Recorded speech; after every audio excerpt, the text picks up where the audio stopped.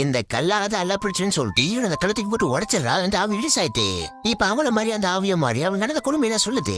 மீரான்றவங்க single மதரா இருந்து அவங்க பொண்ணு நல்லபடியா வளர்த்துட்டு வருவாங்க. அவங்க ஒரு கம்பெனில அடிக்கிற ஒர்க் பண்ணிட்டு இருப்பாங்க. அங்க இருக்க எம்டிங்க எல்லாம் சேர்ந்து மீரா கூப்பிட்டு நீ ஒரு ஃபேக்கான கம்பெனி அக்கௌண்ட் ஓபன் பண்ணி அதுல எங்க பிளாக் மணி எல்லாம் போட்டு ஒயிட் ஆக்கி தரணும் சொல்லுவானுங்க. இதெல்லாம் இல்லையான மேட்டர் எல்லாம் பணம் சொல்லி மறுக்கலால. இதுக்கு மேல நம்ம வீடு விட்டு நம்ம வென்டெக்ஸ்ல போட்டு விட்டுறோம்னு சொல்லிட்டு அவங்க கொலை பண்றதா வீட்டுக்கு போவானுங்க. அப்ப ஹீரோனா பொண்ணு பர்த்டேக்கு சைக்கிள கிஃப்டா வாங்கி வச்சுட்டு டெக்கரேஷன் பண்ணிட்டு இருப்பா. இவனுங்க போயிட்டு ஹீரோனை செம்ம அடிக்கிறானுங்க. அவளும் என் பொண்ணு வாழ விட்டுருன்னு சொல்லி தெரிஞ்சுவா. ஆனா ஈவி இறக்கமே இல்லாம உள்ளே சீன்ற வெடிக்க வச்சு அவளை கொண்டுறாங்க.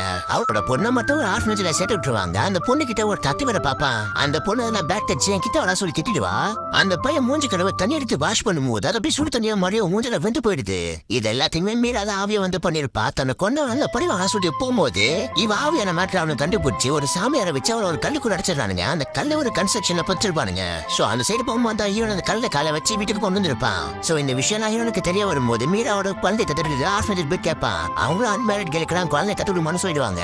மீராவோட ஆவி ஹீரோ அருமுக்குள்ள போந்து தன்னை கொண்ட 3 பேரை கொண்டு பொண்ணு தள்ளிட்டு கடைசியா இருக்க கொல்ல போகும்போது அவன் உசாராயி ஒரு மந்திரவாதியை வச்சு மீராவோட ஆவியை ஒரு ஜாடியில அடிச்சிடறான். இப்ப ஹீரோ இந்த கடைசியார கொண்டு போவா. அவனும் ஆவி வேற வண்டி நீ ஏமாத்தன்னு சொல்லிட்டு அவன் அடிக்கிட்டு வைப்பான். ஆக்சுவலா மீராவோட ஆவி நல்ல ஆவின்றதால அந்த மந்திரவாதி அந்த ஆவியை ரிலீஸ் பண்ணிட்டு இருப்பாரு. மீரா ஹீரோ அருமுக்குள்ள போந்து கடைசியிலையும் போட்டு தள்ளி அவர் ரிவென்ஜ் முடிக்கிட்டு ஃபைனலா ஹீரோயின் ஹீரோவை கல்யாணம் பண்ணிக்கிட்டு மீராவோட பொண்ணத்தை தடுத்து சந்தோஷமா வளர்க்க ஆரம்பிச்சிருவாங்க.